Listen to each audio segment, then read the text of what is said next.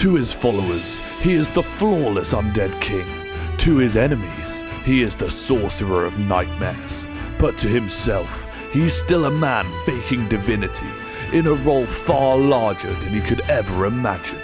Today, we will be ranking Ainz Ooal Gown, the supreme overlord of Nazarick. So let's see what we have uncovered in today's investigation. To start, we must first analyze his combat feats and physical power to determine his strength in survival situations. Ainz is without a question the strongest magic caster in the New World. As an Elder Lich, he wields some of the most broken demonic spells in all of anime. Just his signature spell, Grasp Heart, is enough to kill almost any living being instantly, ending battles before they even begin. And that's just the start.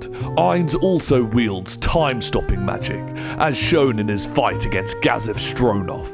If he so wished, he could enter an enemy stronghold, assassinate commanders, and leave without anybody realizing he was ever there. But the terrifying part, Ainz doesn't even need to resort to such underhanded tactics. His fight against Shaltir is often cited as a struggle, a battle where she seemed to gain the upper hand. But in reality, with the sheer range of his offensive arsenal, many argue Ainz was holding back. The duel was more of a performance, a demonstration of Nazarick, rather than a desperate struggle for survival. With his most commonly used spells, Shaltir wouldn't have stood a chance. And while most assume a caster is weak in close combat, Ainz breaks that rule completely. Even while concealing his aura as the adventurer Momon, he instantly earns Alamantite rank, surpassing every adventurer he encountered, including warriors clad in advanced magical tech or wielders of legendary weapons. His raw strength is just baffling for an undead skeleton. He casually crushed Clementine, the psychotic assassin, in the graveyard without effort, a reminder that even his physical might alone is enough to terrify most opponents. Simply put, in Ainz's current world, only the most elite players, high-tier guild leaders or gods of Yggdrasil themselves could even hope to challenge him, and so far we haven't seen anybody who fits that description. Next, we will cover his intelligence and tactics. With the amount of power Ainz possesses, he is still a cautious leader, and that alone talks volumes about him as a ruler. Most people in his position would have rushed to take over the world by now, but let's be real, there hasn't been a single threat that has actually stood in his way. Some would say this is a weakness though. If you can convince Ainz you're a serious foe, he might hesitate, and that's true. But as we've seen again and again in his conquest, the moment he realizes your so-called trump card isn't even worth him casting a proper spell, he doesn't relax, he gets angry. And when Ainz gets annoyed, that usually means everyone in the area is about to get wiped out. Now, Ainz isn't some god-tier strategist like Lelouch. In fact, half the time he's just lying through his teeth to keep his subordinates believing he's 10 steps ahead. But the thing is, he doesn't even need to be. Ainz puts a lot of trust in his commanders, whether it's Demiurge pulling the strings or Albedo leading the Guardians. He's happy to let them take the lead while he plays the role of supreme mastermind. This makes him even more dangerous, however. Like when his trade routes were plundered, he didn't rush out there himself. He sent the Guardians as messengers to deal with the threat. Ainz knows that if there was ever a mutiny in Nazarick, and all of the Guardians turned on him at once, he would lose. And that's why he constantly tests their loyalty, like when he forced Sebas to kill Tuare. He keeps them sharp, keeps them in line, and makes sure no enemy could ever twist them against him. So while Ainz might bluff, stall and pretend to be the perfect tactician, in the end, his mix of caution, manipulation and trust in his floor guardians makes him way more dangerous than someone who just relies on raw power alone. And even so, if he didn't have all that raw power and intelligence, Ainz's unique traits are terrifying on their own. First off, he boasts a treasury of god-tier items collected back in Yggdrasil. While powerful in-game, in the New World they are absolutely broken. And nothing shows this better than when he casually handed a traveller a red healing potion. To Ainz, this was nothing more than a low-tier consumable, but to the villagers of the New World, it was the healing item of healing items. That one moment proved a scary truth. Ainz could reshape or destroy the world anytime he liked.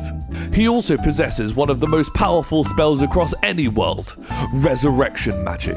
This means that, like with Shaltir, even if one of Nazarick's guardians were to be killed, Ainz could just bring them straight back into the fight.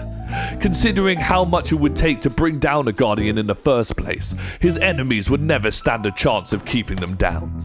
And then there's his strangest, and maybe most broken ability, divine clarity of thought.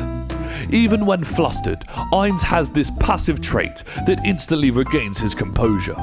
Whether it's some hidden gift of being transported into the new world, or just a side effect of his undead body, it allows him to always stay calm and always think clearly. And in battle, this is priceless, because the quickest way to lose your life is to panic, and Ainz never panics. So with all that said, where does he rank in our threat level system? Ainz Ooal Gown is without a question a god tier threat. His mastery over high-tier magic, combined with his undead physiology, immense strength and divine artifacts, makes him nearly untouchable by any force native to his universe. From instant kills with spells like Grasp Heart, to reality-altering capabilities and resurrection magic, he can single-handedly dominate battlefields, orchestrate entire wars, and rebuild any losses with minimal effort. His calm, calculating leadership ensures that even his subordinates operate at peak efficiency, making the Floor Guardians and the Army of Nazarick extensions of his lethal will. And while Ainz dominates the new world, his supremacy in the broader anime multiverse shows natural boundaries. Against physical powerhouses like Goku, his spellcasting and undead resilience may slow him down.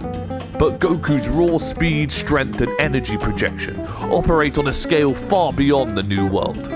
Similarly, Luffy's unpredictability and extreme durability presents challenges Ainz rarely faces in his own universe. Also, high-tier magical fighters like Asta or Rimuru reveal additional weaknesses. Asta's anti-magic completely negates traditional spellcasting, nullifying Ainz's signature attacks, including lethal spells like Grasp Heart.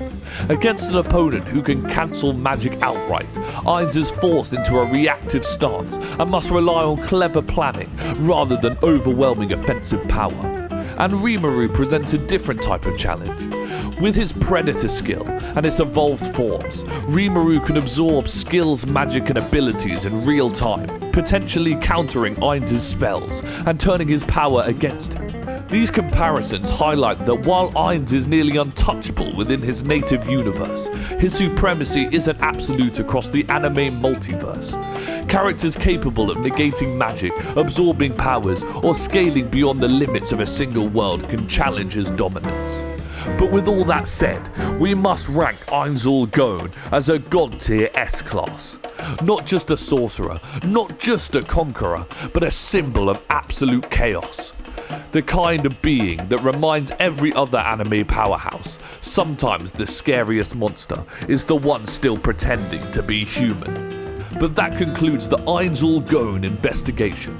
Let us know where you would place him in our rankings, and who we should investigate next.